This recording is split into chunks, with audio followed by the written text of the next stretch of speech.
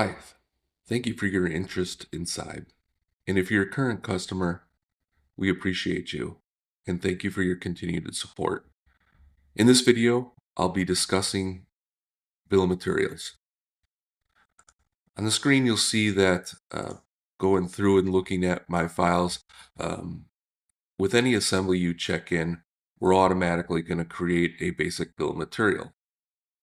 You can see my current assembly is in the release date of in progress, and if I come to the actions menu, I could choose bill of material.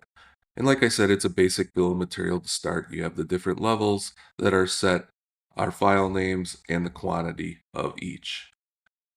Checking out the assembly gives me the ability to edit the bill of material and customize it as needed. Here I can simply add columns quickly by choosing different metadata that's already been loaded into the system through your SolidWorks custom properties.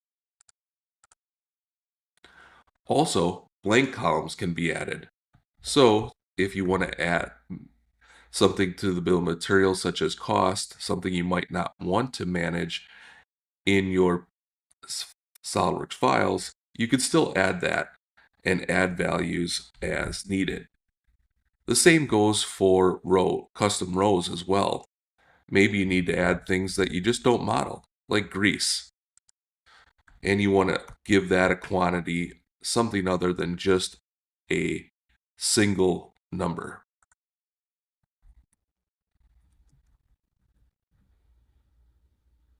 Once that's all completed, of course, you can also export. We can export our bill of materials to CSV and Excel. And of course, our bill of material changes are version controlled as well. So when I check this in, I'm going to add some version notes for my assembly. Once the bill of materials checked in, I could still, of course, export this as well. I do not have to have the assembly checked out. Thank you for your interest in Sibe, and for as well as our current customers, thank you for your continued support.